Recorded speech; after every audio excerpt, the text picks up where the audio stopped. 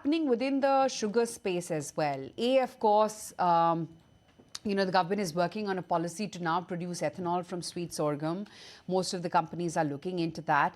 And then, of course, ISMA says that sugar output is likely to rise 18% in 2025-26 period. So let's chat a little bit about all these developments. We've got Deepak Ballani, Director General at ISMA, joining in on the show right now. Deepak, hi, morning. Good to have you on the show.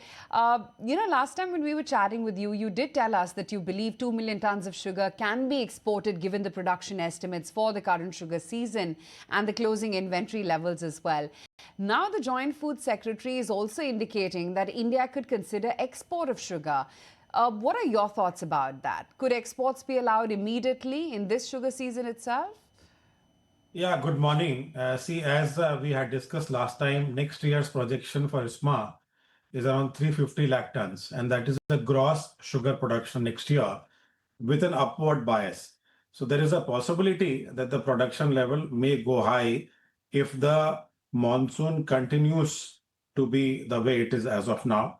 So having 350 lakh tons of sugar, and we believe 20 lakh tons could be allowed, the export could be allowed, and the permission could be perhaps given before the start of the season so that the sugar mills could plan their production, because a lot of countries who have very good demand of raw sugar, and raw sugar production could only be planned if the permission of export is given before the start of the season. The start of the season could be around third week of October. So we are hoping that the government will consider export permission before the start of the season.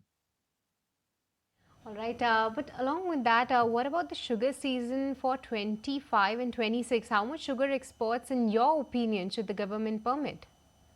That is exactly what I was about to tell you. The permission for the export is actually required for 25-26, but the permission of export could be given before the start of the 25-26 season. So we believe with current estimates, 20 lakh tons in 25-26 could be easily exported. I believe we will see the international market. There could be opportunities where Indian millers and traders could export 20 lakh tons of sugar. Mr. Ballani, so you're talking about this figure in terms of lakhs, but in terms of percentage, help us understand if this is an upward revision from that 18% jump that you had estimated for the current sugar season. Will you be revising this estimate upward given how the monsoons have progressed over the last 15 days? So we perhaps the first estimate was done on 31st of July based on the satellite imaging and also the crop tour in the month of July first week. But we are again undertaking the crop tour and also doing the satellite images perhaps end of August. So around second week of September, we are planning to come with our second estimate, which could see an upward bias. Interesting. You had also urged, Mr. Ballani, the government at the end of the last month to hike ethanol prices, especially from ethanol produced by B-heavy molasses and sugar syrup as well. Tell me, how have the discussions progressed now on that front, and what is the possibility of ethanol price hike in the next few months? See, as we have already discussed many a times, the FRP of sugarcane has gone up by almost 16.5% from 22-23 levels.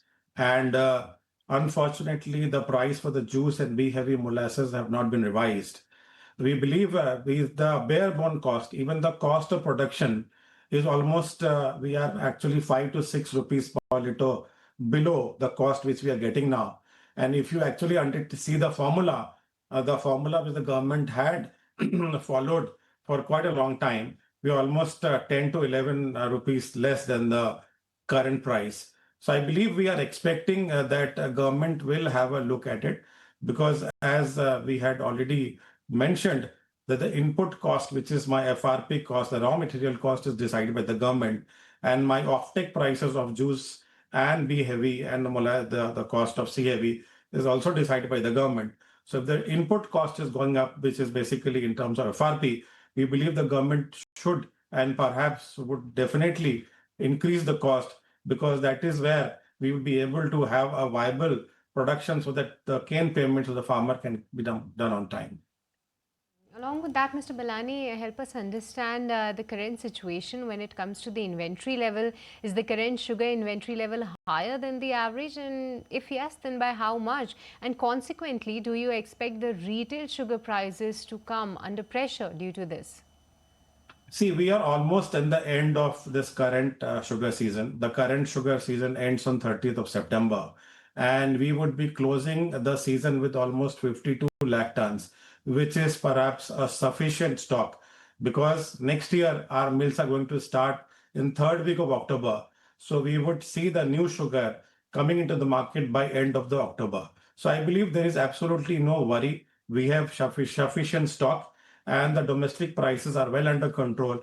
I don't see much upward movement on the retail prices of sugar going forward. Right. And Mr. Ballani, also give us your sense on the most recent comments we've seen from the Food Joint Secretary, wherein they're talking about working on a policy to produce ethanol from sweet sorghum. Also, now they've put a number on where they see the sugar for the ethanol blending season for the next season, and that's around 4 to 5 million tons of sugar. Is this in line with your estimate, what you were penciling in to be sent for ethanol blending, and your take on these comments that we've heard? Yes, absolutely. See, next season we are projecting almost 500 crore liters of ethanol from sugar sector alone, and subject to the prices are viable, and that will require diversion of almost 45 to 50 lakh tons of sugar to ethanol. Because if this diversion does not happen, a lot of we will see surplus sugar in the next season. And as of now, the exports are not viable because the world prices are actually low at 15, 16 cents. So excess stock will actually flood the domestic market. It may also push the sugar prices down and also cause severe mill liquidity stress, which could perhaps lead to delayed farmer payments. So perhaps we are hoping and we are almost sure that government will at least allow 50 lakh tons of diversion from sugar to ethanol and also the pricing of the ethanol. The second question about sweet sorghum. See, initially the pilot, I believe, has been done by National Sugar Institute. This is still to be tested by mills across the country. So we are in a very early stage of sweet sorghum. We will have to see what is the yield and what perhaps is required. So I believe these are very early days for using sweet sorghum for ethanol, but I think it is showing a promising result as far as the initial testing and pilot by NSI is concerned. Okay, Mr. Ballani, great to have you on the show, and thanks for so candidly helping us, give the true picture on what's really happening with the sugar industry. Thank you.